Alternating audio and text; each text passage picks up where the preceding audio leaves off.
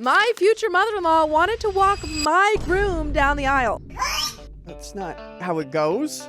Evan, 31 male, and I, 28 female, are getting married in 5 weeks. And a disagreement with my future mother-in-law has turned wedding planning into an ideological debate. What? Uh-oh.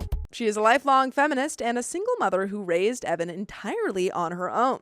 She believes that because fathers traditionally give away daughters, she should be able to give her son away as an equal feminist gesture. Hey, I like it. I kind of like this. Well, maybe as a feminist, you should also recognize that OP wants to decide how her and her fiance's wedding is going to go. Wrong. She did this. She gets to pick. It's her day. Don't you know this is her day too? You're right. What was I thinking? Gosh. By the way, this comes from Opinion Bride, and if you want to spin your own stories, go to the r/OKstorytime subreddit. I'm Sophia. I'm Riley. And we're here to give good advice goofily, but we don't have all the answers. We only know what we'd do. So let us know what you would do in the comments. And Opie says, her plan is to walk my fiance down the aisle while I stand at the altar. Yeah, I'm supposed to watch him walk down the aisle, give a short speech about raising him, present him with a ring, and then place his hand into mine before the ceremony begins. It's totally fine if this was her wedding and she wanted to do this. No, this is going to have to happen. Oh, no. You're misogynist. How dare you? I'm a misogynist. Let her do this. I guess I have to. You have to. I guess I gotta. Or else you're going against the whole force. I hate women. That's what this means if you don't do this, OP. I'm just kidding. This is crazy. No, it's what needs to happen.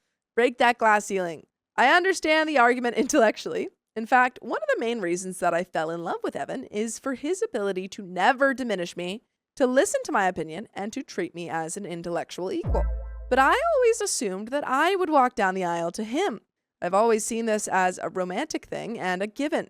She says my father can still walk me down the aisle first, just as usual, but I would be walking to a lonely efficient. When I said no. What? Yeah, so OP would go first with her dad and then just be waiting there for her husband to walk down the aisle. She's just reversing this thing. Yeah.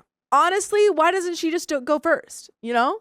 Like, she could still walk the bride? No, like, the mom could still walk the groom down the aisle. That's what I thought was actually happening. Yeah, that makes so much more sense. And then you open it up, being like, yo, it's time to play now.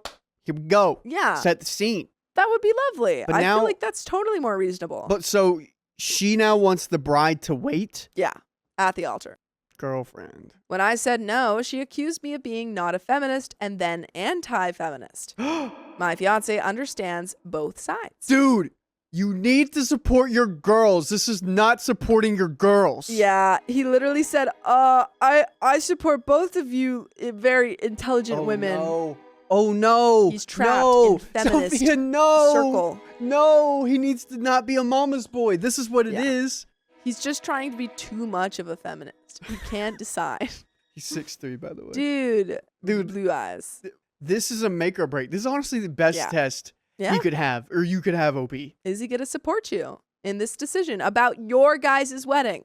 He thinks it is reasonable and that things in the world have changed. His family thinks I'm overreacting. I'm not canceling the wedding. I'm only refusing this specific request. So am I the a-hole? And we've got some comments. Yes, you are. You need to be up for experimentation during your wedding. Yeah. What are you thinking, OP? Yeah, during your own wedding, you gotta change it up a little bit. No. OP, this is your wedding, and your husband should be on your side. And if he came to you and said, hey, I really would love to honor my mom in some way during the ceremony, could we do that? Yeah, maybe we could find a role, and maybe that is walking him down the aisle first. Yeah, we could squeeze you in here. Squeeze her in there. Maybe she could be the flower mom. Yo, but with these requests, they come at a price. Okay, we can do whatever you want. I'll walk down by myself. How much of the wedding you paying for? Yeah, mom. Because traditionally, it should be the bride's family. But if we're going to be mismatching expectations with genders, you can pay for everything. Yeah. Then you can do whatever. You could sponsor it. It really comes down to who's sponsoring this wedding. True. Ardentelian says, at my nephew's wedding, he walked in with his parents. Then the bride walked in with her parents. The parents sat down. The couple joined each other in front of the officiant.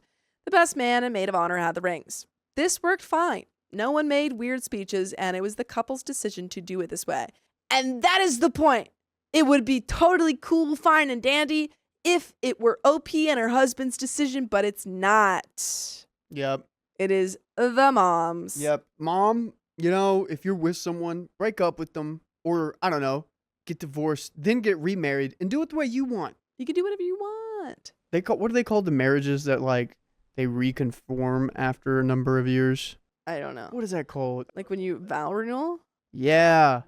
Wait, do all couples do that, or whenever they go through a patchy spot in their life? No, it doesn't have to be for a patchy spot. It can just be like, I love you a lot, and I want to, celebrate that. I should do that one with my girlfriend. Well, you haven't had any vows yet, so it'd be just a vow. I vow to always love her. Aw, that's very sweet. Jester in ancient court says, I'm Jewish, and this is customary for both the groom and bride to be walked down the aisle by their parents. Y'all, this isn't the point. You guys are zooming over the point. Capital Sarah says yes, but not customary for the bride to go first or the mother-in-law to make a speech. We have the parents stay under the chuppah? I don't know how to pronounce that. Chuppah! With us, though, and old school Orthodox style. Was actually very nice for the family coming together. OP just has a regular, old, self-absorbed mother-in-law on her hands. Valiandra says, why can't you walk him down the aisle first? Then you walk with your dad, not the a-hole. Independent-minded gal says, that's nice, but no speech from mother-in-law during the ceremony. Fathers don't do that, neither should she. Useless Education says, yeah, this is where it jumped the shark for me. There's already a designated time when she can give her speech, at the toast, with everyone else. This has main character syndrome written all over it. And we've got an update. What was the One name day we had for mother-in-laws? Monsters-in-law? Yes. This isn't your day, sweetie. It's not your day. It's not your day. If, again, all of the people in the comments who are saying, well, this is common in some areas, it's not the point. Not the point. Not the point. It's about what OP and her husband want, and her husband's just going with what his mom wants. That's the real point there. Mm-hmm. What's the husband going to do? Mm-hmm. I'd What's be he like gonna so do? thankful. Thank you for this test.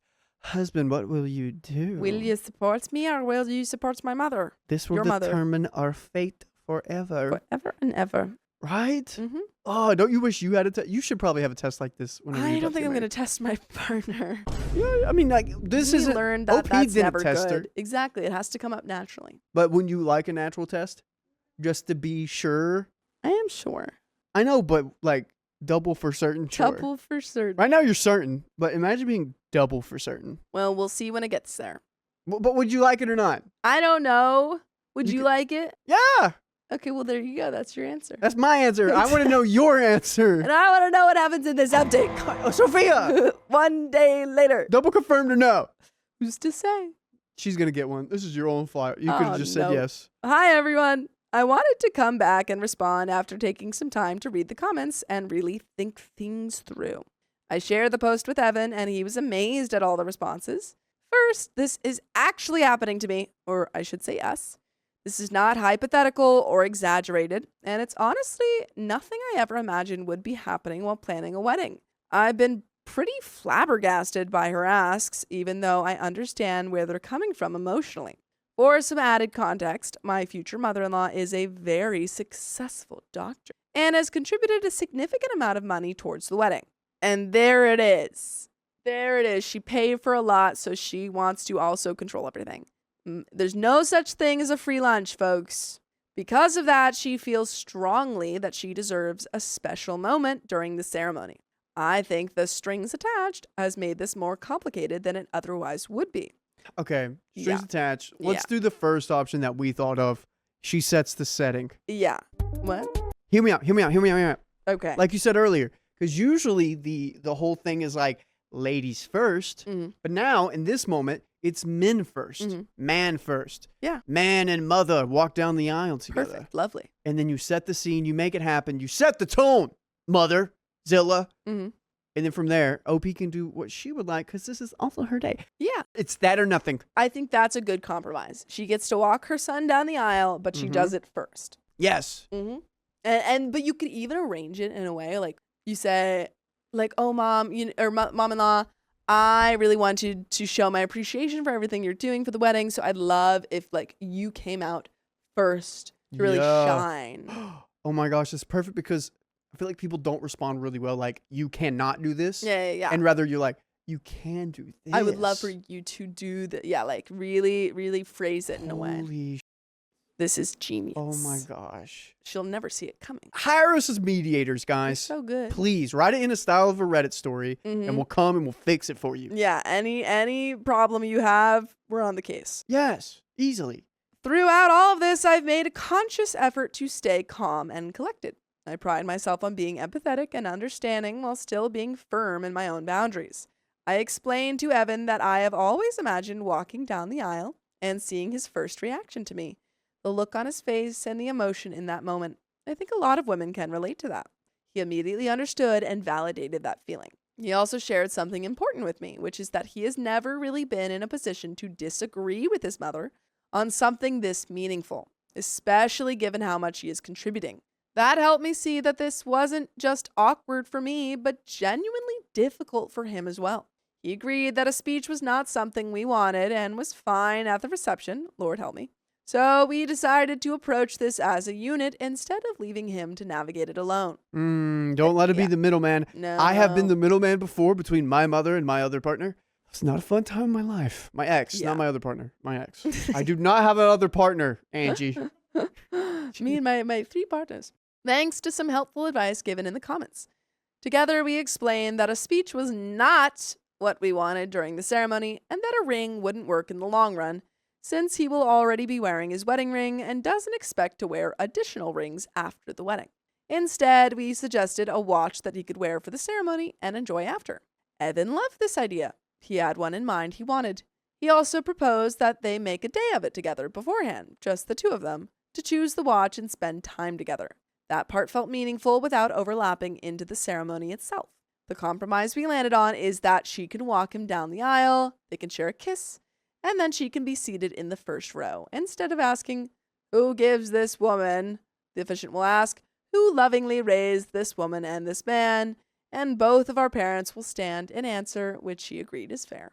Look at that! Look at that! You worded it in a way that she loves.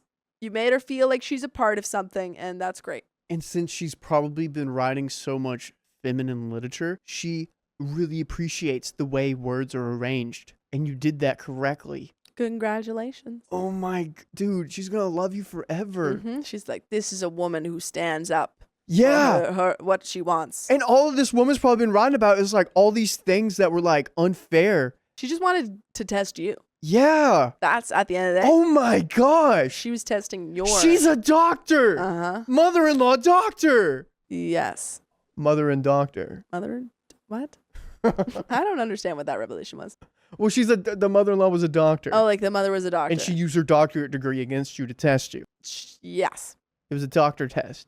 We are hoping and praying she sticks to these boundaries. I'll admit I'm still a little nervous about a speech she might try to add. But for now, we feel okay with where things landed. She'll be wearing a powder blue outfit, which I'm completely fine with. Oh, she's just something blue. And thankfully not white. We also decided to have a non-traditional officiant and a female justice of the peace, which feels very fitting for us. By the way, you guys would fit in if you listen to full episodes with stories just like this. Just go to Spotify, Apple Podcasts, or iHeartRadio and search up OK Storytime. There's a little bit left. That was a great ending. Yay. There's a little bit left, but you sorted that out so well. Oh my gosh, dude, I could not be proud of you. God, You could not be proud of them? I could not be more proud of them. Oh, be more proud. Okay. I couldn't be proud of you. I tried, but I just couldn't. That's so good. Yeah. That is so good. One thing I did note. Yeah. What did husband do? I don't know. It seems like they found that. They walked that. He walked it as a unit, but I did not hear or see a clear statement of, I am supporting you. Yeah, that's It was just true. more of a go with the flow. That's what he He's a did. go with the flow kind of guy. He's like, what can I do that mitigates the least amount of conflict? Well, that's, what everyone's always looking for. Yes, but especially him though. Yeah. But there's a little bit left. Surprisingly, she was agreeable to all of this and ultimately decided on the watch. Evan and I are extremely relieved and feel ready to continue planning our special day. I'm so excited. OP says children are the number one priority. She doesn't know it yet, but she has met her match. I will do everything in my power to keep the love of my life and give my children a sane upbringing going forward. So she's got to keep putting up those boundaries. Got to. And I love that. Oh, man. Oh, dude, this is just one of many tests. Yeah. The tests never stop. It's called exam season. And you said praying and you said the Lord earlier, so I'm assuming you're Christian. Mm-hmm.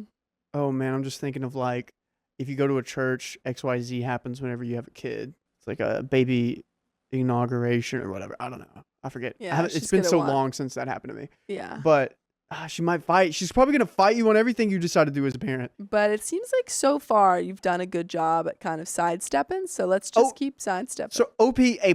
Yeah. Husband? Like a B. I think like a B. B-, C. Sure. C+. I wouldn't give him a C+. I'd give him a B-. I'd be so scared getting married to this guy. I think he'll figure it out. I freaking hope so. I think we just keep having conversations. This is one of many tests. I don't know if he's going to last, though. Yeah, I think we have a conversation about, like, are you going to support me if you ever fully disagree with your mom? Yeah, because she's going to be laying it on thick. But that is the end of that story, and we've got another one coming right up. My mother-in-law kept booking a vacation with us without our knowledge. Well, she just really, really loves you and wants to spend so much time with you at all times, always. My mother-in-law is extremely family-oriented and lives alone after being widowed about 10 years ago. I'm married to her eldest son, and we have a baby. Her other son is also married with a toddler. Before we all had kids, she used to book us family vacations for all of us using a timeshare system she has without asking us if we wanted to go, or even checking if the dates worked for us. This would often involve driving 3+ hours to a town that doesn't have anything we want to see or do. And by the way, this comes from user TokenYeti658. If you want to submit your own stories, go to the r/okstorytime subreddit. I'm Dakota. And I'm Savannah. And we're here to yap about this here story, maybe give a little advice. We don't have all the answers, though. We only know what we would do, so let us know what you would do down there in the comments. And OP says, she's also done this with theater tickets, sports tickets, etc. in her city, which is 5 hours away from us. We make the drive at least every 2 to 3 months and stay with her at her house for several days each time. So it's not like this is the only way she'll ever see us. We mentioned multiple times, subtly, that she needs to check with us before booking things. Maybe let's make that not so subtle. Yeah, I feel like that's a big deal. Like, oh, actually, I have something planned this week. Can't do those dates. You know, I'm sure she's doing it like in advance, hopefully. But even so, like, you gotta check with me. I don't know. Yeah, we should be making that the most obvious point. We should be saying, you absolutely need to make sure the dates work for the people you're booking the dates for. Okay? Say it just like that. Repeat after me. I will check with my children. Blah, blah, blah, blah. Close enough. I thought she got the memo until this Christmas when she gifted us all a week-long vacation together in a ski town in May to celebrate a significant work anniversary for her. It is a 6-hour drive for us, and it's closer for her and my brother-in-law and sister-in-law, and I simply don't want to go. She said she chose that date specifically because it's before I return to work following my maternity leave. But being on maternity leave doesn't necessarily mean I'm available.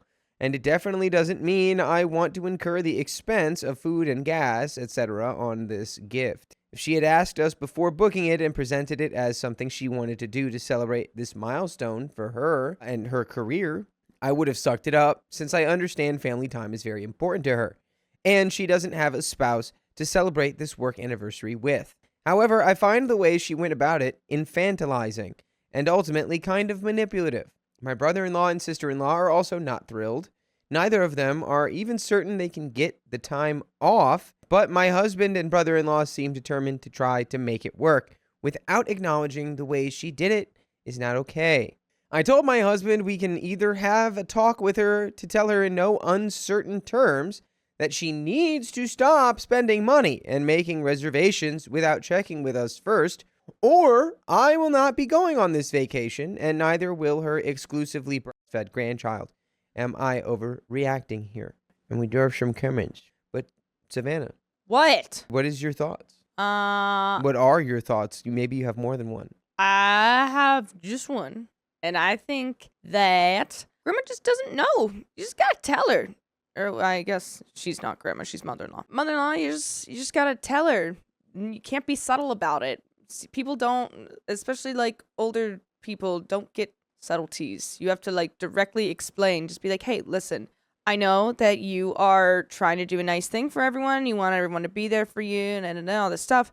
But you also have to understand that we have lives and you need to check with me whether or not these dates work. Like, what if I had something planned that week? Then what? Then I have to miss my thing and all this stuff. I understand that you're trying to plan it around stuff that you already know, but you don't know everything that I have. So if you could just check with me before making these reservations, I would greatly appreciate it. And also, I feel like, you know, she's saying how these are all like a bunch of drives, whatever. Can't you just like book a plane ticket? I don't know. It's hard. It's probably hard traveling with a brand new baby. I mean, yes, I They get just that. had a baby. It's not easy to travel with the baby. I mean, I think I can't imagine it would be easy to bring the baby on the mountain either. But it would be cute. But it's also May. So, I don't know. It's really just, all of that is like weird. Ski resort in May, new baby, right before I go back to work. is mother-in-law going skiing? I don't know how old she is, but that'd be pretty You impressive. can be so old and go ski. Oh my! I feel like it's a lot on your body. That was a lot on my body. I'm sorry. I'm Holy sorry, shit. please. That was really bad. That's all I have to say. That's my one thought. All right. We've got some comments. Comment 1 says, "You're being subtle. Why?" OP says, "Because my husband is afraid of hurting her feelings and isn't willing to stand up to her." Boo! She's just a lady. She's not that scary. She's simply a lady. Ladies are pretty scary sometimes. I got teeth and nails. Okay. Maybe not nails. Claws. Comment 2. "Not overreacting, but let your husband go with the baby by himself. Win-win. He gets to please his mother and you get to stay home. Well, the baby can't breastfeed with the father. Okay? That is true. Boys don't do that. You can do your final recharging and prep before returning to work, as the last few months with a baby must have been exhausting. Not overreacting, not even a little bit. Those shenanigans would do my head in. Plus, your postpartum? Heck no." OP says, "I like this idea. However, my baby is exclusively breastfed. Unfortunately, your idea would probably truly delight my mother-in-law to have the opportunity to play house with my baby and husband without me there." Commenter 3 says, "You are overreacting because all of you have been enabling mother-in-law's behavior for years. What's different this time? You said you would have said yes if she had asked, but since she didn't ask, your answer is no? Sorry, but that doesn't make any sense at all. It sounds like your plan is to tell her to stop making reservations, while at the same time, you're all going on this trip even though no one really wants to. I'm curious why no one in this family can tell mom no, because her behavior is ridiculous. What is everyone afraid of? Is she a wealthy widow whose boys are afraid of getting cut out of the will if they cross her?" OP says, "No, definitely not any financial incentive. It's more so that she revolves her entire life around her kids and is an extremely emotional and sentimental person. Since her husband passed, who would have told her her behavior is ridiculous, her sons feel too guilty to reel her in." OP explains more about not liking spending time with her mother-in-law. OP explains, "It's not that I don't like spending time with her. I spend quite a bit of time with her, more than I do with either of my own parents put together. Things like this make me like spending time with her less because it makes me feel like I don't get a choice in the matter. By suck it up, I meant the inconvenience of traveling 6 hours to get to a ski town off-season that I have no interest in, with a screaming baby in the car, plus making arrangements for a dog sitter, planning meals while away, or paying for restaurants, etc. It's all the hassle of going away without the incentive of it being a place I want to be." A downvoted commenter says, "You must not like skiing." Got him. OP says, "It's May in Canada. There will be no skiing. Also, I have a baby who obviously can't ski." Well, not with that attitude. Put that baby on the ice. You gotta put that baby out on the snow. Put that baby on a pair of French fries. Put that baby, get 2 trays from the cafeteria, glue it to your baby's feet, and send him on down the hill. Baby's first ski. See what that baby's made of. Really test his limits. Is it easy for mother-in-law to take time off work? Yes, says OP. She has lots of vacation time saved up and takes vacations whenever my husband and I happen to be in town. She's so eager to use her vacation time on her family, she doesn't consider that we may all have other priorities for our vacation, including making time to see my family as well, and traveling places we actually want to go. How does mother-in-law get away with this? Okay, I think we're being a little crazy. How does mother-in-law get away with buying vacations for other people? Like, it's not like she's doing the worst thing ever. You don't know what she does. So far, all I'm seeing is it's like, yeah, when she surprises us with a vacation, she doesn't plan it with us, which is like, well, yeah, let's just not make the vacation surprises. And also, she just lost a husband. I just don't understand why you can't sit down and have the conversation. Like, she's complaining, but she's not doing anything about it. Yeah, that commenter we read earlier where it was like, yeah, you're like, I would go if she asked, but now that because she didn't ask, I won't go. Because, well, maybe I wouldn't have been available. It's like, I don't know. Have a conversation. Just talk about it. Just be like, hey, this is what's been happening. And I know no one's been saying anything because we just don't want to upset you. But, like, this is how things work. This is how you plan vacations. Just in case you forgot, you got to make sure everyone's available and you got to make sure we all want to go. End of story. I mean, how much notice did we have? Well, how far away from May are we right now? Well, they gave her, it was a Christmas gift. So so you got 5 months to plan this. Yeah. I think that's more than enough time. Anyway, OP says, I agree. It's somewhat impressive how her 2 sons will simply go along with what she wants, even at great inconvenience to themselves and their wives. This would never fly in my own family with my siblings and parents. OP explains about her maternity leave in her area. Actually, I'm in Canada, so my maternity leave is 12 months. Trip is scheduled for 11 months into it. Baby has been here for a while, but you're on the nose for sure. We did a 9-week NICU stay, and there's an update from 3 days later. Let's go ahead and jump right into it. After the trip was initially presented by my mother-in-law to crickets and souring the mood before we all opened our gifts to one another, I let the matter settle for a few days and then calmly explained to my husband that I will not be attending the trip. My original post said I would have sucked it up and went if mother-in-law had asked us first, but after really thinking about it, I know that I would have definitely pushed for different dates, a different location, and shorter duration if we had really been consulted. I said I'm more than happy to explain to mother-in-law that I have a limited capacity to go away and visit family, and we put a lot of thought into how we go about these visits since I also have siblings, parents, and grandparents that live far away. Not to mention that we need to leave some time to spend with our own family of 3. I don't appreciate having these decisions taken away from us. He didn't try to convince me, but he was clearly very disappointed and believes I should go. When I told him my maternity leave is precious time to me and not anyone else's to determine how I will spend it, he said that doesn't make any sense since the baby will be there too. Somehow he doesn't understand why this is different from another trip planned long ago with my coordination to visit my own family at a location and on dates we agreed to. He then called his brother, who was upfront about the fact that he and my sister-in-law aren't eager to go either, and they all agreed that brother-in-law will break the news that none of us are going. Sadly, my husband is a lot more sympathetic to my brother-in-law wanting to spend his limited vacation time on a trip with his child and wife than he was to my own explanation. My husband is also insisting we all think of an alternative weekend getaway we can pitch to celebrate my mother-in-law's work anniversary with her to soften the blow that we won't be going. You read that right. He's trying to come up with an alternative to the Christmas gift she gave us to celebrate her. And by the way, you can celebrate right now because you can listen to full episodes with stories just like this on your favorite podcast platforms like iHeartRadio, Spotify, or Apple Podcasts. All you have to do is search OK Storytime. And there is a little bit more story left here, but man, I really just feel like you don't like his mom at all. Yeah, and I feel like there's something underlying that is not being explained here.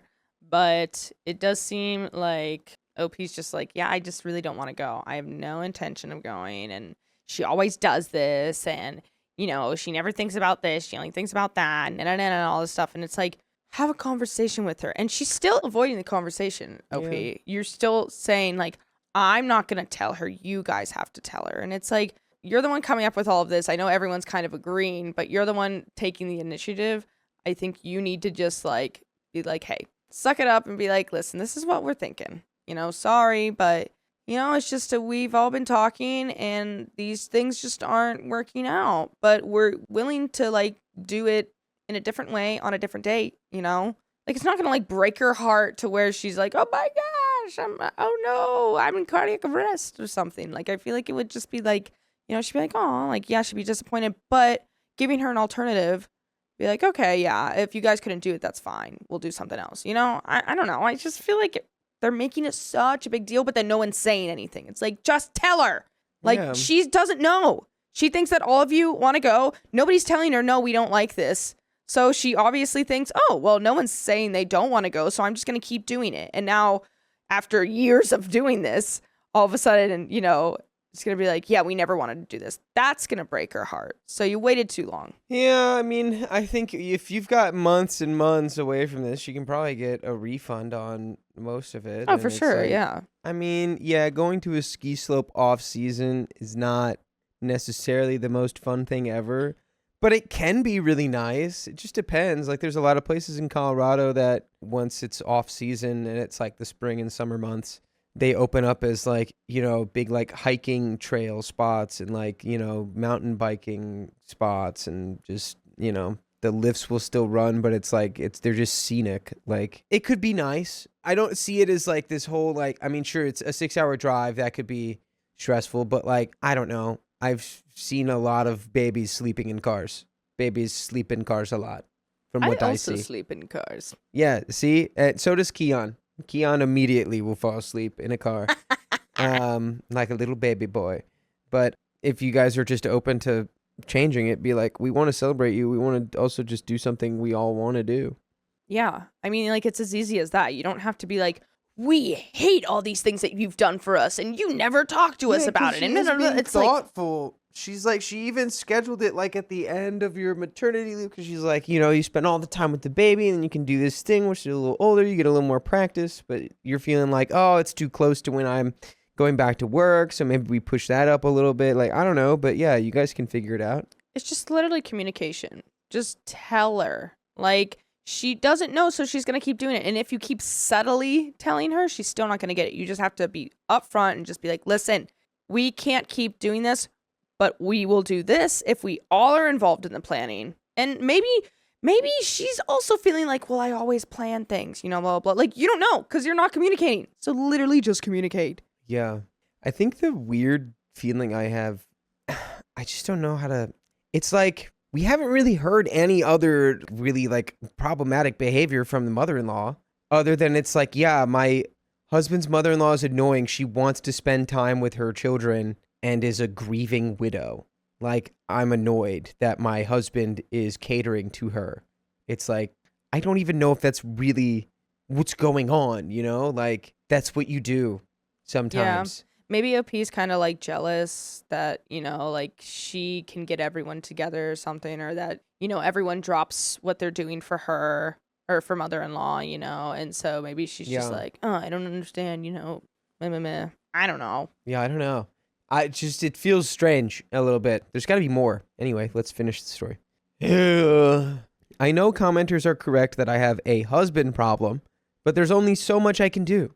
He's overall a wonderful man, and there are worse things than a mother-in-law who schemes to spend time with her sons and a husband who doesn't understand why I don't want to spend every possible moment with his family and ultimately tries very hard to protect his mom's feelings at the expense of my peace. So husband chooses his mom over his wife.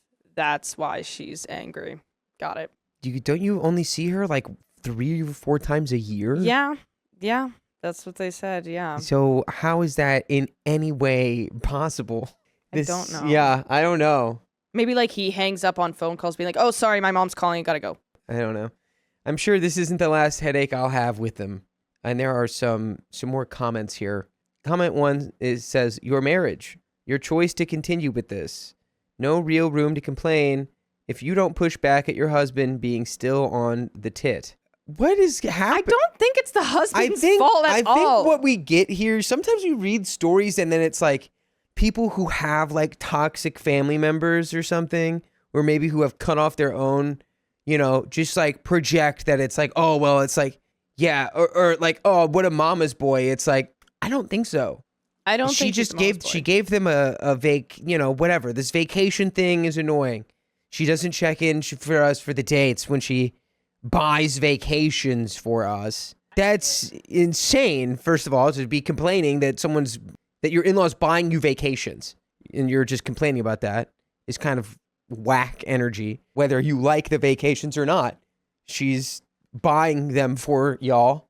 I don't know. It's just a crazy thing to complain about. It's just, I feel like we've gotten so far off what the original post was about, which is basically just the, like, you know, the mother-in-law just plans these vacations without, like, double checking if everyone's, like, available or can do that or whatever. Like, that's what this is about. And now it's like, well, my husband just, you know, he's such a mama's boy, and, you know, like, nobody stands up to her because she's a grieving widow, and da-da-da. And it's like, that's just, like, has nothing to do with what you're complaining about. You're just, like, trying reasons not to blame yourself. And OP, I really think it's you. Yeah, I don't know. I just don't like the whole, like, well, I'm just not going to go on the trip. Yeah. You know, I refuse to play along with this behavior of her getting away with this. And it's like, I don't know. The trip is for her to spend time with the family that she has left, right? I guess, after losing her husband. It's not like she booked a trip on, like, where it's like, yeah, you guys all have to buy plane tickets to Hawaii or something. Like, yeah. Or like we're all traveling, you know. I mean, let's be honest. 6-hour car ride is not that far away. Yeah. You can make that trip 4 times in a day, literally. I mean, it would be all day, but you could make that trip 4 times. Yeah. If you So want to look at it like that, yeah. I mean, just not that far.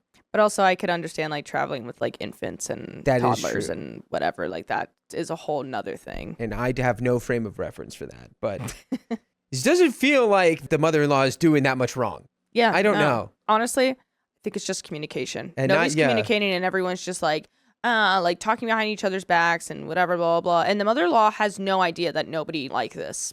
And so she just From the keeps sounds doing of it. yeah. And then you guys are like, oh, she's doing it again. It's like, no one's telling her not to. Just tell her. Just be like, I don't like this. She'll be like, okay. Like, how are we supposed to read your mind? I hate this. Anyway, OP says, I am pushing back by refusing to go on the trip. I think that's the natural and reasonable consequence here. What else are you suggesting? And there is another commenter. Honestly, I think having a husband who prioritizes his mother's feelings over his wife's peace is a pretty big problem that you are underreacting to. Being married to a man who doesn't get why you don't want to spend every moment with his mommy, which again, they don't do, and they see her 3 or 4 times a year, sounds like an absolute nightmare. Especially since she's manipulative and he's spineless. Not a great combination for you to live with for the rest of your life. I wish you luck. OP says you're not wrong. We've been together more than 10 years, and this is by far our biggest recurring argument. Comment 3 says, not overreacting. Have you ever told your husband that he protects his mom's feelings at the expense of your peace? OP says yes. In his perspective, it's normal and okay for family members to be inconvenienced in order to protect someone's feelings. Isn't that true, though? Like, it's not like every relationship and loving, you know, relationship you have is going to be convenient at all times. Exactly. I was thinking the same thing. Like, it's just, It's not, it can't be. There's going to be times where you're like, wow, it's really inconvenient, but I have to think of this person's feelings right now in front of my own desires. Yeah. That happens. And that life. does happen. It's not like that can't ever happen. I don't know. It's weird. It's like, it's inconveniencing me. All of this is inconveniencing me and my marriage and my feelings. And it's like, should it happen forever? Like, no. Should it happen all the time? Like, no. But it happens like maybe 2-3 times a year. She's like, oh, this again. Yeah, No.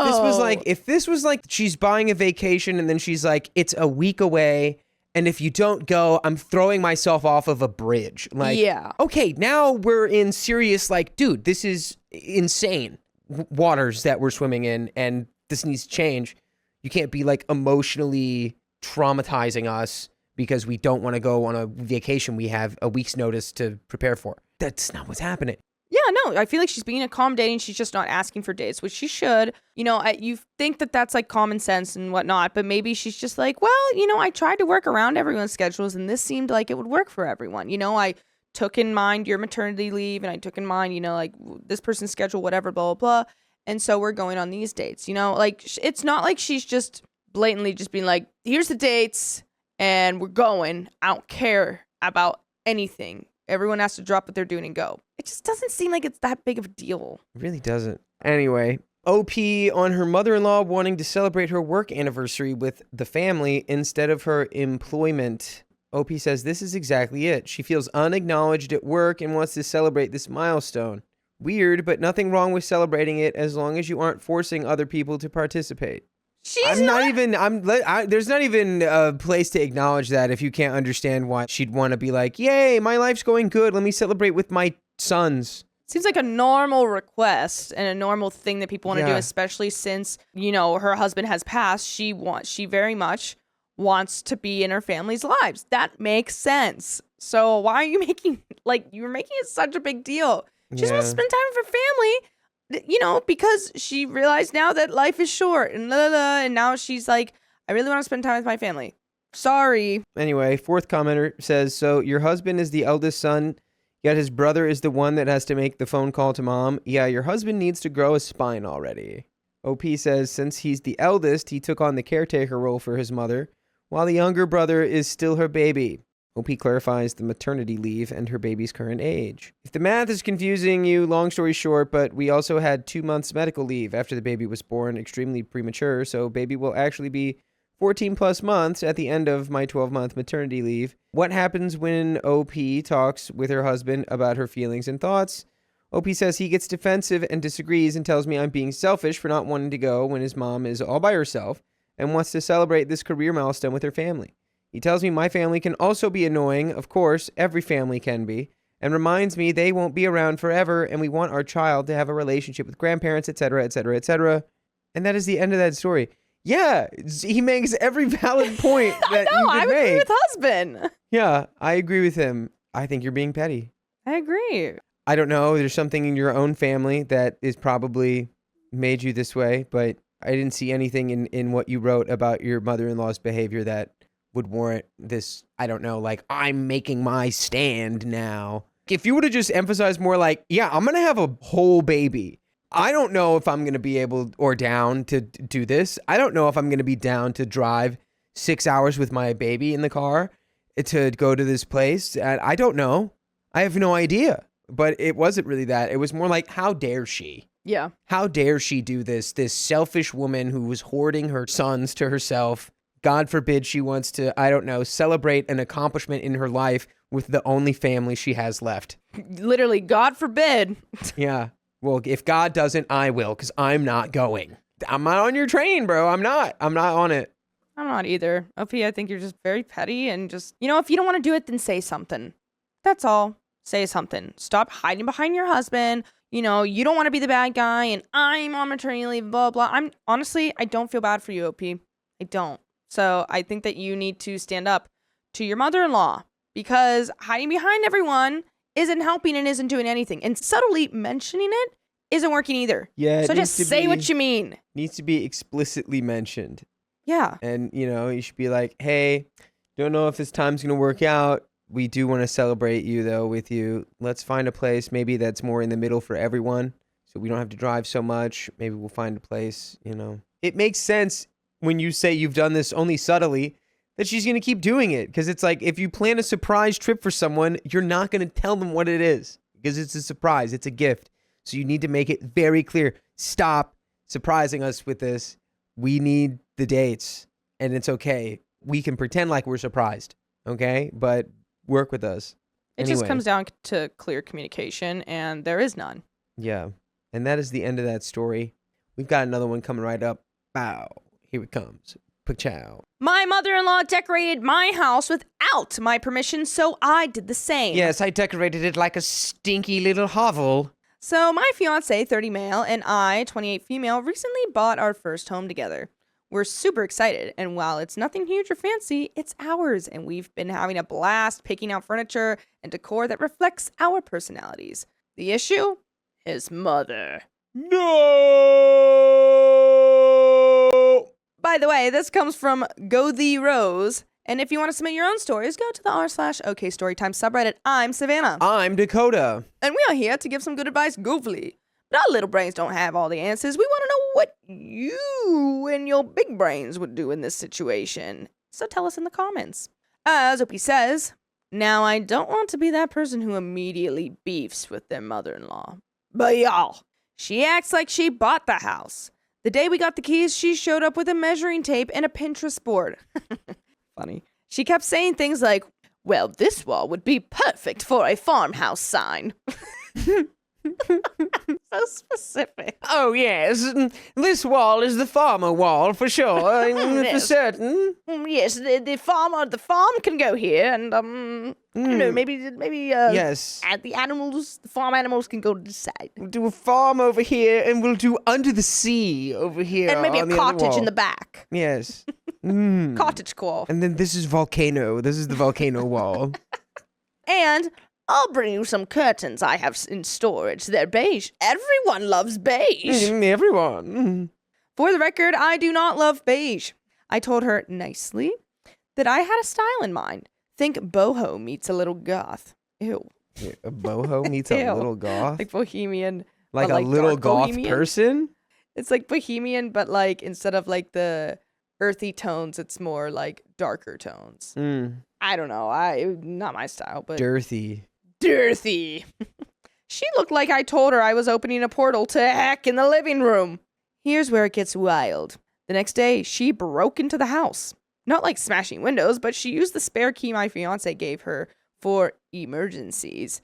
She came in while we were both at work, and I came home to a live, laugh, love sign above my fireplace. New beige curtains already hung, a plastic floral tablecloth with matching chair pads, and a rug that smelled like dollar store potpourri and regret. I lost it. Potpourri and regret. A lovely combination. Dollar store potpourri and regret. Even better. Affordable. Affordable. This is something my mom would do, though. Well, we've learned a lot about your mother today. She likes to decorate and she poops her pants. Fiance said she was just trying to help and that I should be grateful. I told him if she wanted to play decorator, she could do it in her own house, not mine. So here's what I did.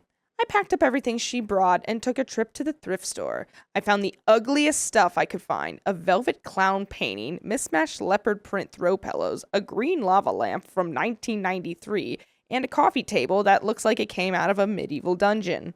I even threw in a giant witches only store sign. I put everything out. The next time she visited, her face was priceless. She asked, "What happened to my things?"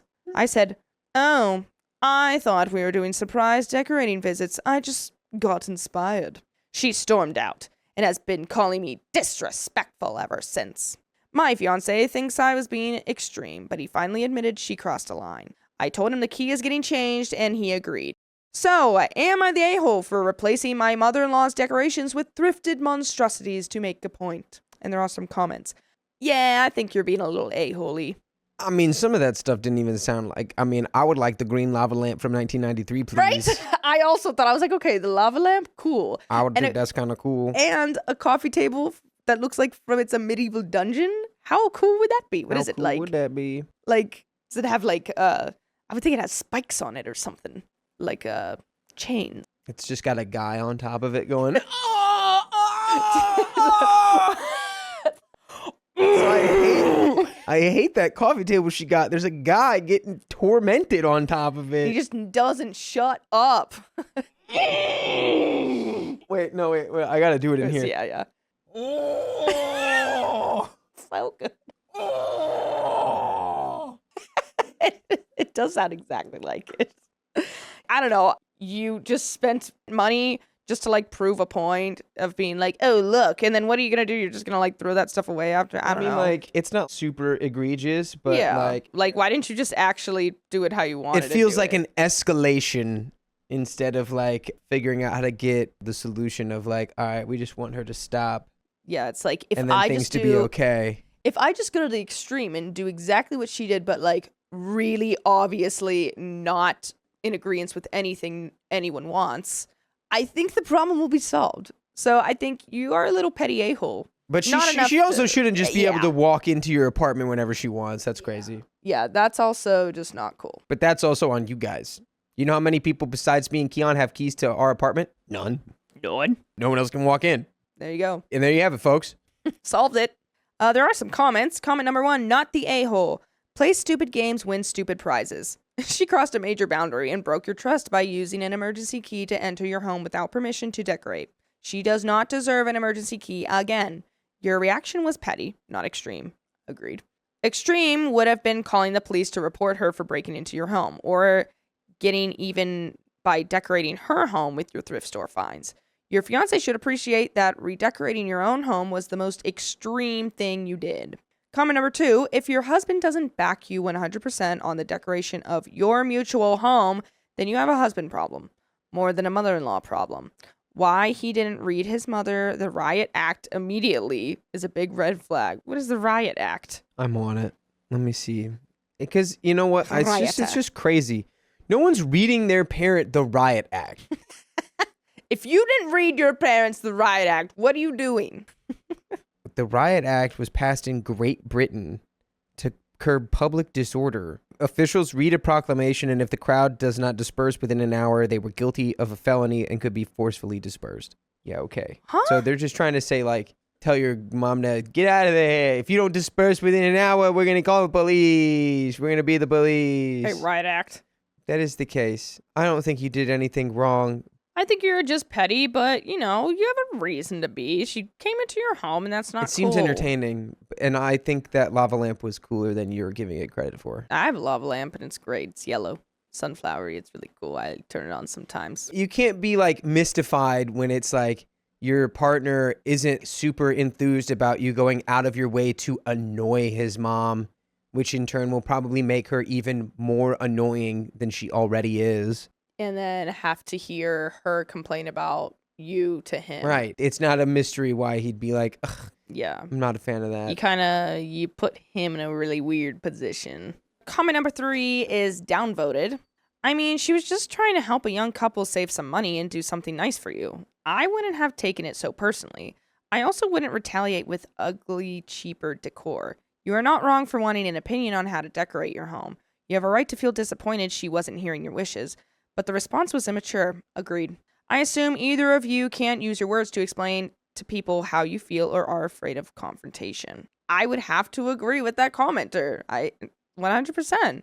I think the way that you did it was immature, but, you know, and then you put your husband in a weird position, but she also did, so, you know, it's whatever. You made a kind gesture into an attack. It made her feel unappreciated. She was just excited and wanted to help her son and soon-to-be daughter-in-law. This type of behavior will only cause waves for you later.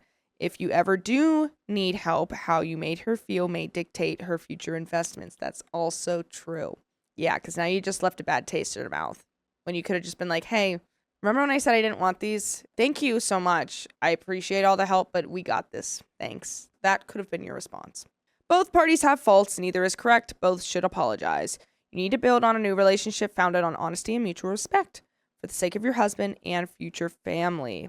I'd have to agree with that. I don't know why this was downvoted, but I agree 100%. Update. Here we go. Hi again, chaos lovers. Last time I posted, I told y'all about how my future mother-in-law broke into our house, decorated it, and I responded by replacing everything with the worst thrift store finds I could scavenge. Well, buckle up, because things got so much worse and so much funnier. Oh boy. So after the great home decor war, my fiancé, still hanging on by a thread, finally agreed to change the locks. Mother-in-law was livid and started telling people I was manipulative and tearing the family apart. Which, fine, whatever, let her talk. Just the other day, my fiancé and I were hosting a little barbecue for some friends. I was inside getting drinks when I saw mother-in-law's name pop up on his phone. Again. I'll admit it, I peeked. I had reason to be suspicious. She had been blowing him up constantly and being weirdly secretive lately. And that's when I saw it. A photo. Not from mother-in-law, but to mother-in-law. Of a very familiar shirtless man. in a hotel mirror. Oh. I clicked the thread. Turns out mother-in-law wasn't just obsessing over her son's wedding, she was covering for him. The two of them had been coordinating his affair with some random woman who we will call Tessa with the Tesla, which, by the way, barf. What? Right? What? Yeah, I was like, wait, this was just about decor in the house, and now it's about a whole family falling apart. His mom is helping him cheat on you? That's crazy. What? Yeah. Oh my God. I read that and was like, wait, we gotta get his. You need to like break the lava lamp open and cover her in the lava lamp juice. Yeah, put it on her eyes. I will, yeah. Blind Sure. her for life. Chemical blindness. Chemically blind her. I froze. I'm sorry, just chemically blind her. Chemically blind her. You look like someone who would be able to chemically blind someone today. I do. I look like a mad scientist. Give me one chemical. Hydrogen, Not a chemical, that's an element. Clorox. Okay, I guess that's technically a chemical. It's a chemical. Ammonium. Okay. Ammonium? Ammonium? Ammonium? Ammonia. Ammonia. Ammonium. Ammonia. Sorry, not pneumonia. Ammonia. Ammonium. Yeah. It's like aluminum and ammonia. Just got ammonium. Mother-in-law had been helping him lie to me, texting him things like, I'll tell OP you're with me, and don't forget to delete your location. That's crazy. This is absurd. What is wrong with This her? is insane. What? You're condoning this and you're his mother? She clearly doesn't want him to be married to her. Wow. Like, just get a divorce. Don't help him cover up an affair. God. That's crazy. Insanity. The woman had literally been his alibi multiple times while he was off playing pretend bachelor with Tessa. I took pictures every single message. By the way, you can listen to every single story with full episodes just like this one. Go to Spotify, Apple Podcasts, iHeartRadio, or your favorite podcast app and just search OK Storytime. Do it! Do it! Please, Do please it! do it. What are we thinking now? I'm thinking divorce, and now she gets to decorate the house how she wants. This level of traitorous behavior deserves some sort of righteous retribution. I'm not sure exactly how I'd go about it, but I'd be wanting to take them for a ride, whatever Off it a is. cliff. I'm not sure. Take him into the back alley. No, more in like I want them to somehow be responsible for all of your debts while you somehow claim all of their assets. Legally. Yeah. I don't know how that happens, you know? Oh, now here's where it gets spicy. Uh-oh. At our next family dinner, aka the passive-aggressive Olympics, I casually connected my phone to the living room TV. I said I had some pictures from the barbecue to show, but oops, I accidentally opened a folder that was of the screenshots. Oopsie daisy. Oh. Oopsie poopsie. Complete silence. Mother-in-law dropped her wine glass. My fiancé looked like he'd been hit by a bus. I just sat back and said, oops, guess I'm good at decorating and digging. Wow. Needless to say, I'm no longer engaged. Fiancé tried to call me dramatic, but he's now living in his mom's beige nightmare and sleeping on her floral couch. So I think I won. Wow. So Reddit, was I still the a-hole or was I just an interior designer of fate? Wow. Yeah. What a plot twist. Yeah, to be clear, I never really thought you were being the a-hole. It was just more like, yeah, this is going to make things probably worse over time. She's going to be more annoyed. But turns out you didn't need to worry about who you were bothering because, what? She was conspiring to ruin your relationship the whole time. Yeah. She would probably spin that to be like, I was actually trying to make your marriage better because I was getting him to get the cheating out of his system early. Because you know how that is. You know, every single man on earth is a cheater and they all cheat on you no matter what. Yeah. So I was just trying to get it out of the way early. Before you actually had the vows and, said all those lovely things about each other and like we're actually becoming one, I thought, maybe I'd do you a favor. Let him go do his little thing while you're engaged still. And then when he's ready, you guys can marry, Do a little thing. Do a little Make a little thing. Get down on the thing. Get down on the thing. Yeah. We've got some comments to read. These are comments from the video. My teen daughter has a large amount of money hidden, so I confronted her about it. And it was posted on January 14th, 2026. Here's the TLDR for the story. OP grew up with her parents and their girlfriend Rose, all in a relationship together. When OP's fiancé met his parents, he told them Rose was just her aunt, who lived with them to save money instead of the truth. At Thanksgiving dinner, his parents figured out the real situation and got super uncomfortable. Turns out the fiancé had been lying to everyone for 2.5 years because he didn't know how to tell his parents the truth. Now, OP is questioning if she can trust him and marry him after he lied for so long. If you're curious to know the full story, you can go watch the full episode. Okay, and we have some comments here. First comment from Wabi Sabi NZ says, the problem with this is that when it did come up, he was 100% responsible for coming clean about the lie right then, because all of the problems could have been avoided if he just told the truth at that moment. That's by far the worst part. I could have forgiven the first lie, and I probably could have forgiven him for not having the guts to tell me that he couldn't tell his parents, although this is far worse than the original lie, because if you can't be honest with a partner, then you're going to have an extremely hard time in any relationship. No trust and no accountability for his mistakes, and not enough self-awareness to even know that it was 100% his fault. He needed his parents to tell him. He will avoid accountability for everything and will blame anyone but himself. That's not relationship material. Okay. A comment too from Starblooded says, actually nothing wrong with the start of the Polly story though. Like, of course, Rose was there for OP's hard times growing up and helped to teach them to ride their bike, etc. She's basically an extra parent. You'll talk about how most attempts at poly relationships don't go well, but that's a normal, healthy one. They're a family. Non-monogamy isn't just a couple swinging to a bunch of new partners, which is also totally okay. Likewise, just needs to be done healthily and right. That man said, can't imagine keeping up a lie like that for 2 years. Just say you're really anxious to tell them. OP is aware it's a touchy topic and could have done it himself. And like an aunt, why did you expect when they kissed casually like partners do? Yeah, and our last comment from Jay Wolf. In my experience, aunt is for family, auntie is for extended family and friends. In my experience. But that is the end of those comments and the end of this episode. So if you love us, make sure to subscribe. And we love you. And see you tomorrow. Hey, wait a minute. Don't go anywhere. Don't leave. We have bonus stories that we think you're going to really like. So stay tuned for the next one. My stepmother-in-law ignores my parenting instructions. She regretted it instantly. Boom! How do you like me now?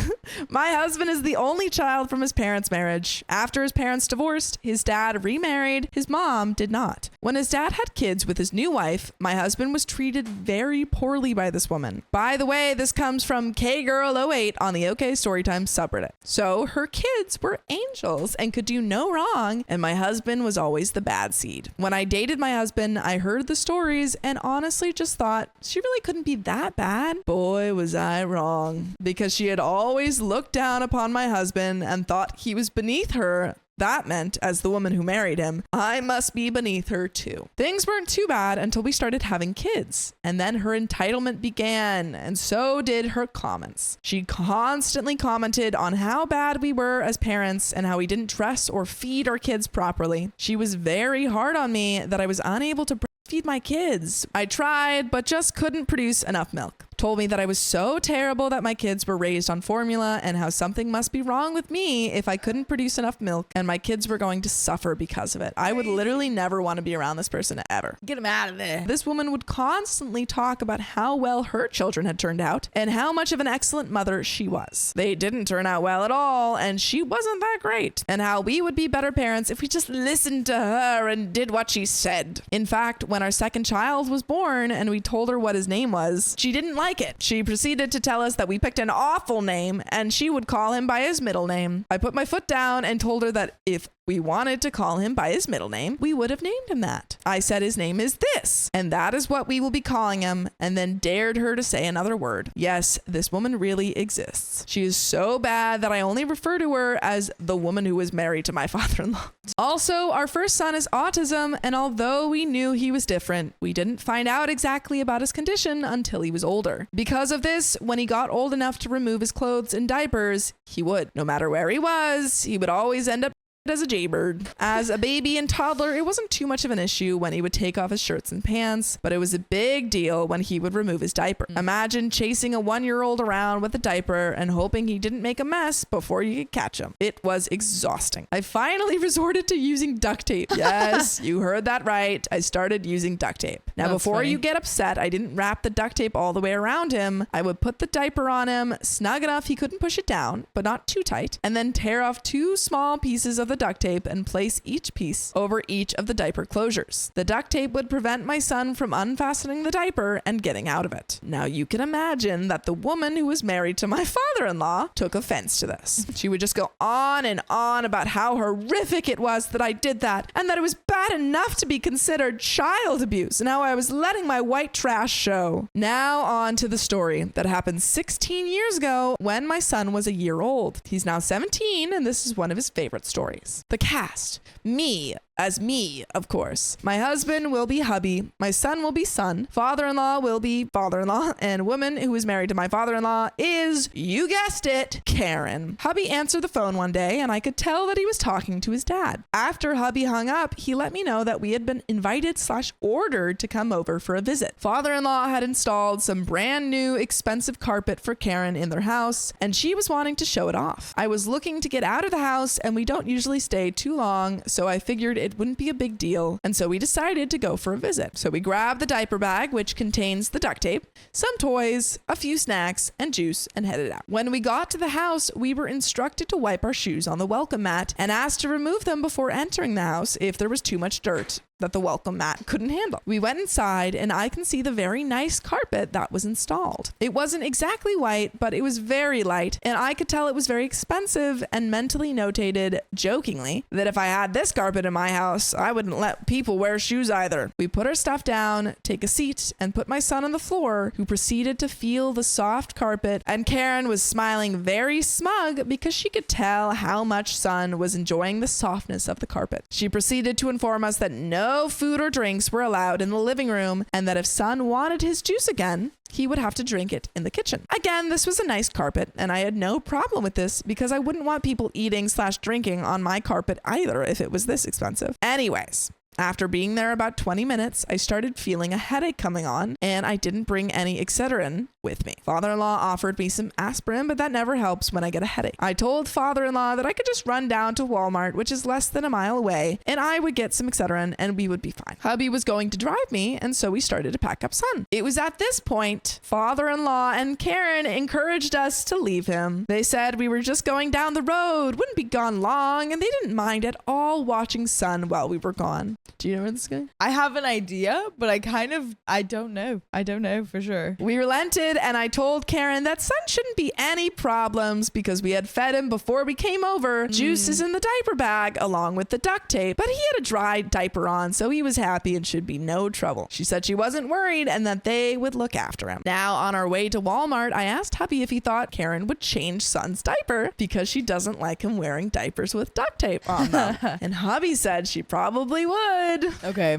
Yeah. You there? Yep. That's what I figured. But I'm really excited for this. I told him that I would be very upset if she did because that would be a waste of a good diaper and they're expensive. So we get to Walmart, go to the pharmacy area, get some Excedrin, and pay and leave more quickly than I had expected. We got back to father-in-law's after being gone for about 20 minutes. Even after 16 years, I can remember the scene like it was yesterday as we entered the house. So if you're from an older generation from the South, you'll understand what it means when you say someone is having the vapors. For everyone else, let me explain. Having the vapors is similar to a meltdown, only more dramatic. It involves dramatic, heavy in and out breathing, almost like a panic attack, but bad acting, fake-like. And the very overly dramatic head gestures of fanning yourself with both hands very quickly, all at the same time. We walked in the door, and I can hear son down the hall screaming. Not in panic, more like a scream you hear when someone is being chased playfully. Oh my goodness. And Karen is on the couch having the vapors in such a way that I considered it an Oscar-winning moment. I then look down at the very nice, light, and expensive carpet, and I can see a yellow line that started near one area of the room where a pile of son's clothes and diapers were, and followed it around the room and down the hall. It also included smudges of brown, and I instantly knew what would happen. Ooh. Exactly what I thought. Ooh. As I thought. Shouldn't have taken that duct tape diaper off. Yeah. That's your fault, girl. Ready to call CPS? Is that what's happening? Yeah. Father-in-law was trying to chase son down, who thought he was playing a game of chase, and Karen was half screaming over her ruined carpet in between her dramatic gasps. I just glared at her and said, I see you put a new diaper on him.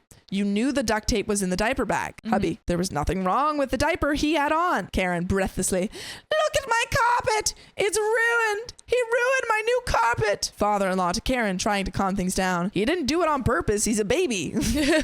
Me. True. It's your own dang fault. You shouldn't have taken him out of his diaper. If he actually needed a diaper change, then you should have used the duct tape. Karen, mad. I'm not going to use duct tape on him. He doesn't need it. Me. Well. Dramatically gesturing with my hands at the entire stained area. Then this is what you get. That's so silly because So the duct silly. tape wasn't like on his skin or No, anything. it was just, two pieces of small duct tape Yeah. just holding the sides. just on the actual like Yeah. diaper. On the It's just- actual diaper. it's It's not not hurting wrapped him. around him at all. Yeah, not even like up half on the diaper, half on his skin. No. Like that's not a big deal at all. Not a big deal at all. And- you get what you get. There we go. If you're going to make a fuss about something, then you have to deal with the consequences. Exactly. I turned to pick up son, who was blissfully unaware of the issue at hand and was kind of upset the father-in-law had quit chasing him. I grabbed the diaper bag and son and headed to bathroom to clean him up, put a new diaper on him with the duct tape, and didn't bother putting a shirt or pants on him because I wanted to leave ASAP. But we never want you to leave us. So go listen to full episodes with stories like this on Spotify, Apple Podcasts, or your favorite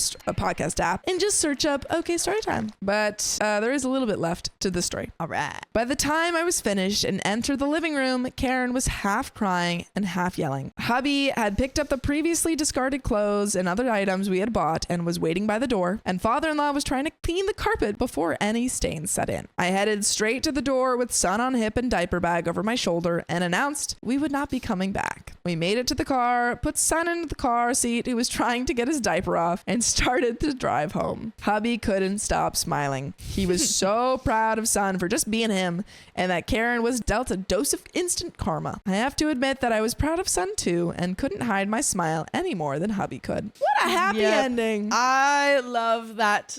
Great stuff. Not even like a revenge story. No, it's just a kid being a kid. Just a kid being a kid, and the And crazy people getting parents what they getting deserve. what they get. Yeah. But that is the end of that story. So we're going to get into the next one. My sister-in-law is rude, and it's hard to keep the peace. Don't keep the peace. Yeah, Fire! just don't even try. My 31 female boyfriend, 30 male, and I have been together for 3 years. We've gotten to know each other's families quite well as we live nearby and can visit often. I love my boyfriend's family, except his brother's, 33 male, long-term girlfriend, 33 female. I called her sister-in-law for the simplicity in the title. Let's call my boyfriend James, his brother will be Mike, and his brother's girlfriend, Kelly. By the way, this comes from Throw RA Raccoon Weaver on the OK Storytime subreddit. Kelly and Mike have been dating for 5.5 years. I truly believe she is well-intentioned, but oh my god, she is freaking terrible to be around. I get along with almost everyone I meet, but being around her actively makes me feel like I'm losing brain cells. We are polar opposites, but that's not why she's terrible. She makes wildly inappropriate comments to everyone around her, has no self-awareness, and thinks the world owes her something. Kelly and Mike are not in a good financial position. Kelly is unable to work because of her traumatic childhood, and Mike works 50 plus hours a week in construction. He busts his butt to provide for them, and she spends her days at the local bar with the local riffraff, then complains about not being able to afford to buy a 3-bedroom, 2-bathroom home on several acres of land in our high cost of living state. For Christmas, my boyfriend's parents are hosting celebrations, and we are doing a small gift exchange with a max budget of $10 per person, and then everyone drew a name from a hat, and we get that person one gift of up to $50. So everyone gets one big gift and a couple of small things. At first, we had no budget, but Mike was concerned about being able to participate, so we set a budget and James slipped Mike $200 so that he wouldn't have to worry about it. It's not Secret Santa, so everyone knows who drew which name. James drew Kelly's name, and immediately she started sending him links to things that were $100 plus for him to get her. He reminded her of the budget that we set to benefit them, and she said, "You can afford it. These are the only things I want." And made it worse by saying, "Mike drew your name, and we're getting you something nicer than $50. I'll give her the benefit of the doubt that she may not know that James gave Mike the $200 to help them out. She hounded James about it being unfair that they suffer while we have so much, so clearly he can afford to get her a nicer gift.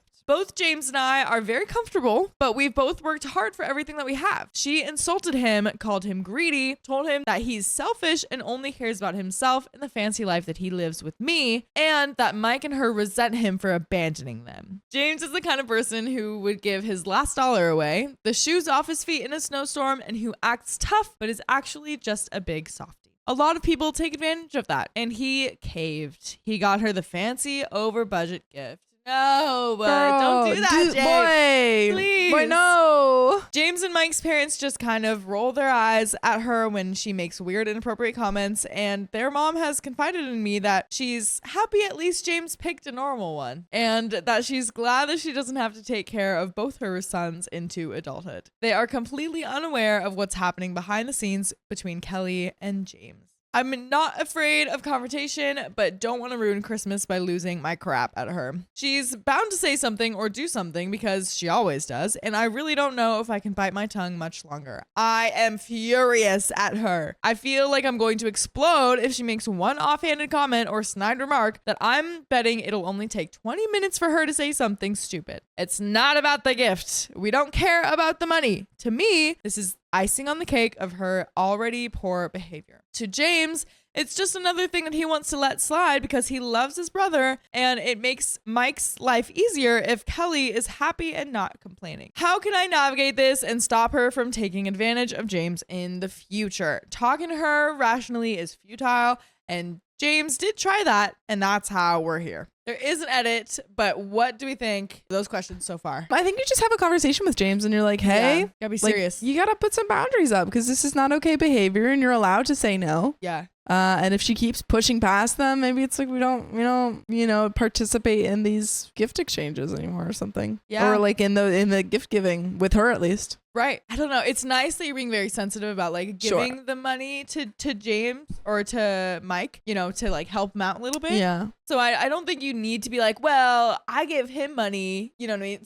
So that you can pay for my gift. So it's not like you're, using your own money. Because I feel like, I don't know. I feel like that would be a little holding it over their head a little bit. So I wouldn't say that. Especially I don't think you can give a gift and then, then be like, well, yeah. Thank you for all the comments. I'm going to push pause on this account until after the holidays and we'll post an update if anything interesting happens. I've decided to go into this armed with a couple of the quick and simple responses that people have suggested in here. My favorites are, wow, what an inappropriate comment. Or, I can't believe you just said that out loud. James and I will chat too after the holidays. I agree that he needs to set better boundaries, but we can have that conversation privately after the chaos of Christmas. Happy holidays, all. And there are some relevant comments and an update. Comment from Jen5872. Whenever she said something stupid, reply with a simple, "What an odd thing to say," and walk away. You can omit the odd part when it doesn't fit the statement. OP responds, as an example of the things she says, my boyfriend has a cousin who had a car accident and one of their legs has a severe burn scar on it. Oh my God. That covers like half of their leg. Cousin was wearing shorts when they first met Kelly. First words out of Kelly's mouth were, "Whoa, what the F happened to your leg?" We should explore our options of shutting up. That's a great idea. It's awful. I do like your suggestion. My facial expressions usually speak for me, but with how she spoke to James, I'm livid. Okay, Gazelle 5400 says, imagine how hard, what a weird thing to say to a person would have hit. Opie says, it's true. Locked and loaded with this one for Christmas, for sure. Al's Pals says, did you mean to say that out loud? Captain Amy Santiago says, That sounded like more of an inside thought. These are great suggestions. Yeah. I love it. OP says that is my favorite so far. And now for the update. Thank you to everyone who commented. This is a rather anticlimactic update. Christmas was actually lovely. Kelly behaved for the most part, though of course made a few left field comments. Using a mother-in-law and father-in-law for simplicity, but my boyfriend and I are not married. Here are some examples. Mother-in-law opened a gift. It was a turkey baster. Kelly exclaims, "Whoa, father-in-law, trying to get her pregnant again? What an odd thing to say." What an odd thing to say. That OP is- better do that. I want OP to do it. There was an awkward pause. She turns to me and James and goes, "Actually, I'm surprised it's not you." And on recommendations from Reddit, I laughingly responded, "What an uncomfortable thing to say." Good.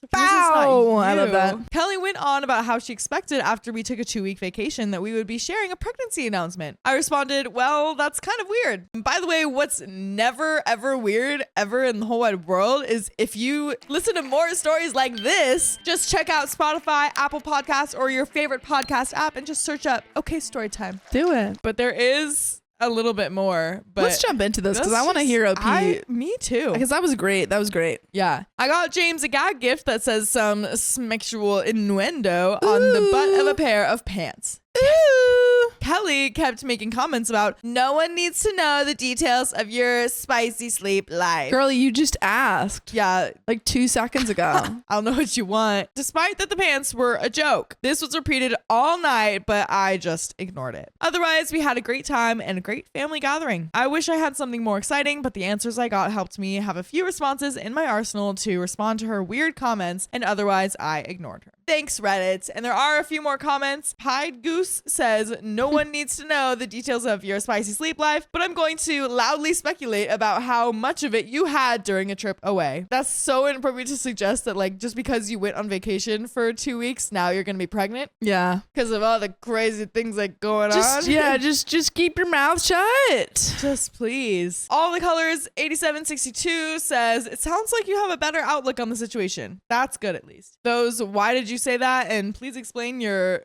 sexist, etc. comment phrases work on people who have no social awareness. Honor the Crone says, I disagree. People who make those comments are doing so because they think that they are funny and inoffensive. Repeatedly asking them to explain it lets them know that you don't see the humor and pushes the annoyance to them. I have seen this work. It won't make them act not, but they quit making those comments around.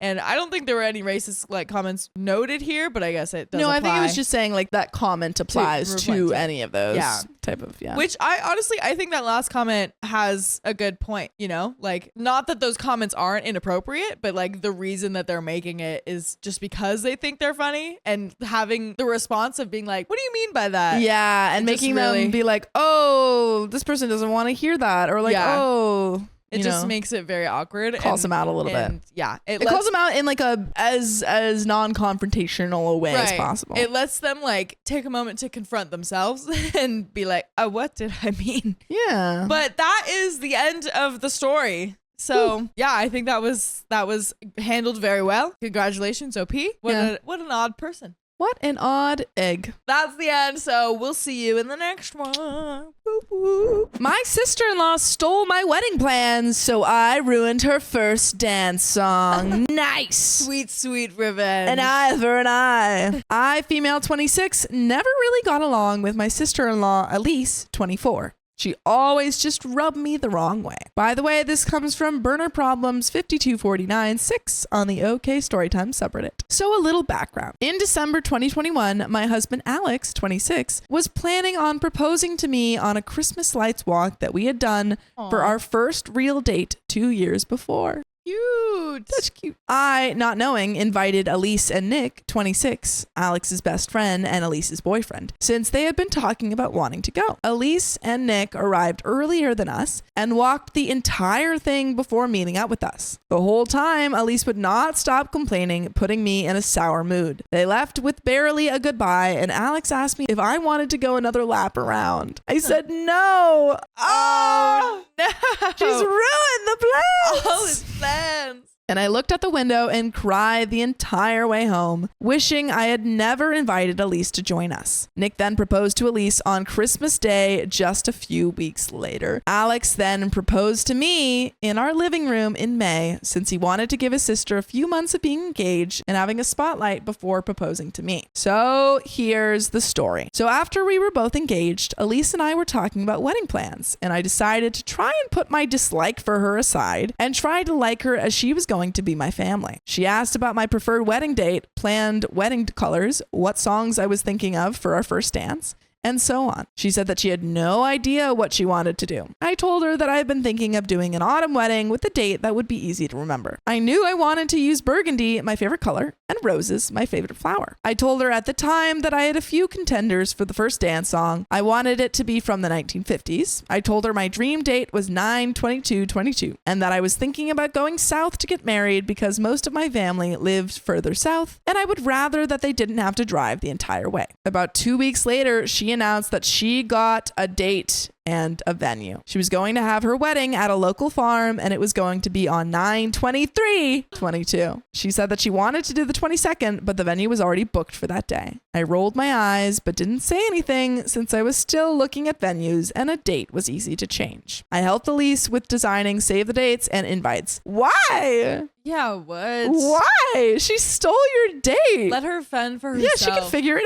out. Don't help her. Later, I asked Alex if he wanted to help pick a wedding date since he already knew that his sister had taken the date that I wanted. He said that he wanted to give his sister at least a year of being married before we got married. There is a trend there. I agreed to go ahead with the plan and found a venue I liked about 8 hours south and booked it for 11/11/23. I wasn't planning on doing save the dates or anything until after Elise's wedding. I kept looking at different ideas, continuing to talk to Elise about wedding planning. Nick asked Alex to be his best man, and Alex's half-brother and other best friend were asked to be groomsmen. Elise asked her sister to be her bridesmaid. I was the only one that wasn't part of the wedding party. Elise even went on Bumble to find another bridesmaid to make it an even number since she only had one friend who was maid of honor. Was I offended that I wasn't asked? I would be like bamboozled if someone was like, yeah, I went on Bumble friend instead of asking you. Right. Yeah, a little. Did I find it funny that she went on Bumble to find someone to be her bridesmaid? Definitely. 3 months before her wedding, I found out that I was pregnant and we decided to change her wedding date to before I had the baby. My husband thought that conceiving a baby out of wedlock was okay, but not giving birth to said baby. I looked around and found a local venue that did small elopement style weddings and a nice reception venue and started to cancel the plans we had already set and plan for a New Year's Eve wedding. I wasn't paying much attention to Elise or her wedding at the time. I was too busy planning the rest of my own life. 3 weeks before her wedding, Elise tells me that she still hasn't found her first dance song. I was surprised by that. I told her that I just looked at a theme for what I wanted and narrowed it down until I found the song that I wanted, which I ended up choosing Can't Help Falling in Love by Elvis, which held a lot of meaning to me. It's a classic wedding song. It is. I really hope that she didn't tell her that, though. I'm so scared. I told her the exact song that I chose. No! Okay. At a certain point, OP, No! you're causing your own problems. Like, obviously she's the a-hole, but like you're lighting the spark. You're giving her the matches. I wish that OP knew that she would like copy everything ahead of time before she told her anything. Yeah, and then she could just give her false information. Yeah, she's like, oh yeah, our wedding song is gonna be Cotton Eye Joe. We just really love that song. And then you see them at their wedding, they're like, you know what? That's kind of a fire wedding though. Listen, I should play at the wedding at some point. Yeah. Hype up the crowd. Yeah. Everyone could do a little silly do-si doing. I want to have a full-on swing dancing at my dude. Me too. wedding. I want a band, having a live band. Yes, that would be so. I love a DJ because they could do anything. Yeah, but also having a live swing band. Oh my god, I want a live swing band. I just want to do so much swing dancing because I always do it at parties. Yeah, my favorite it's thing. The easiest go-to. It's the easiest go-to. It's beautiful. Yeah. A week before the wedding, there was some drama with Nick's side of the family, and they were uninvited from the wedding. Elise wanted to change her entire wedding plans and asked me what I was doing. I told her what my wedding plans were, and she smiled, looked at me, said, I like that. I think I'm going to do that. I was slack-jawed. She actually told me she was going to straight up steal my wedding plans. Wait, that's when she gets But with it being a week before the wedding, she wasn't able to change the plans without losing thousands of dollars, so she decided to stick to her original plans. After that, that, I asked Alex what color I should wear to the wedding. He said that he was wearing a dark red and black tux, but it wasn't. It was a black suit with a burgundy vest and tie. I was planning on doing burgundy and navy as our wedding colors. I had a burgundy dress with flowers on it that I wore to a different wedding that I decided to wear to the wedding. Alex then told me I was invited to hang out with Elise, mother-in-law, and the bridesmaids at the venue as they got ready, as Alex would be getting ready with Nick and the other groomsmen. I am pretty sure it was not Elise who invited me to join her, as when I showed up, she glared at me from the corner of her eye and didn't say a single word to me. I spent the time hanging out with the bridesmaids and having a wonderful time. The wedding started and I sat with Alex's dad and his girlfriend Grace. The ceremony went off lovely. Then it was time for the photography. The photographer said that it was time for the wedding party and the family to take pictures. Everyone else was to go inside and wait for the reception. I asked if I was needed for the photos, and they said that the bride's brother's fiance was not family. Grace asked if she was needed, and she was told that the bride's father's long-term, 14 years, girlfriend was not family. The aunts and uncles, with Elise's permission, asked if they could get a picture of the entire family, and they were told that the aunts and uncles were not family. I heard all of the complaints while waiting for the reception. I wasn't bothered by it, but the rest of the family was very offended by it. The aunts and uncles were already offended that none of the cousins were invited to the wedding. The wedding party finished up with the photos, and it was time to sit for the reception to start. I didn't know anybody at the wedding except for the family and the wedding party. I was looking for somewhere to sit when I noticed that nobody was sitting with Alex's dad and Grace. So I sat with them. The coordinator announced it was time for the first dance. At the first few notes, I knew. I looked right at Alex, and once he noticed, he looked at me. I was furious, seething. She used my song. I turned to Grace and told her that Elise stole my song, and I told her I was going to use that song. I tried to ignore the anger boiling up in me as I tried to enjoy the wedding. The food was terrible. Nobody danced when they opened the dance floor, and the cake was as dry as the rest of the reception. When stuff was winding down and I was getting ready to leave, I grabbed Alex and pulled Nick outside. I asked him if he knew that Elise stole our first dance song. He told me that he had no idea and that she sent him the song about a week before saying that she wanted to use it as their song. I told him that she asked me what song I was using 3 weeks ago, and I told her that exact song, and that Elise had told me at least a dozen times that she doesn't even like Elvis. Nick apologized to me, but I decided that it wasn't enough. She ruined the song for me. I decided that I wanted to ruin the song for her. Oh, I forgot about the title on this. I'm so excited. I laughed when I heard that Elise got COVID on their honeymoon in Jamaica. I continued to plan my wedding. I decided that I would include Elise as much as possible. I wanted to keep her on a tight leash. I asked Alex if she or his other sister would like to be bridesmaids. He said no, so I didn't ask them. I invited them to every event and invited them to get their hair and makeup done before the ceremony. I wanted her to feel as included and welcomed as possible. I told my photographer to get as many photos of the family as possible, but to limit the amount of photos she got of Elise. My photographer was a friend and had already heard everything about the drama that occurred with Elise's wedding. I moved songs around since I could no longer use that song as my first dance song. I used it as the song for us walking into the reception instead. The wedding day came and everything went without a hitch. I asked her if she wanted to join us for the wedding pictures, but she declined and went to hang out with her dogs. Her word. Alex had Nick as his best man and his half-brother and other best friend as groomsmen, and I had my best friend as maid of honor and another friend as a bridesmaid. I wanted a small wedding party and didn't care if there was an odd number. Most of my friends weren't the type to enjoy being in a bridal party, and I was just happy to have them come to the wedding. I invited all of Alex's cousins to the wedding and let the aunts and uncles know that I told my photographer to get as many pictures of the family as possible, including them. I made sure that Grace knew that she was family as well. And I want you guys to know that you're family too, and we want you to listen to full episodes with stories like this. Just go on Apple Podcasts, Spotify, or your favorite podcast app and search up OK Storytime. But there is a little bit left, and I think we're about to find out how OP, got her revenge. I'm so excited. Me too. Like, I feel like if like a friend was in this situation, I usually would like not recommend to a friend to get revenge. Yeah. However, as a viewer, as a Reddit appreciator, I love revenge. Very excited. Yeah, me too. Yes. Everything was going great. Then it was time for our entrance. I used Can't Help Falling in Love, and I didn't even spare Elise a glance. Once that was over, food was served and speeches began. Dances were held, and once it was time to open the dance floor and socialize, Elise dragged Nick over to Alex and me. What she said next, I don't think I will ever forget. I see you used our first dance song. Oh, God. I smiled at her and said, well, it was originally ours, but I decided that it wasn't good enough for a first dance song. I watched her smile drop to a scowl as I beamed brighter and walked away from her to talk to another group. She did not smile for the rest of the wedding. Everyone still tells me how lovely my wedding was. There are no comments about Elise's wedding. I got our wedding pictures back a week later, and Elise didn't get hers back until June. Now, every year, the weekend closest to Elise's anniversary, I plan a party. This year it was a baby shower. My friends and I still laugh at Elise's face at my wedding when she tried to confront me for stealing her first dance song.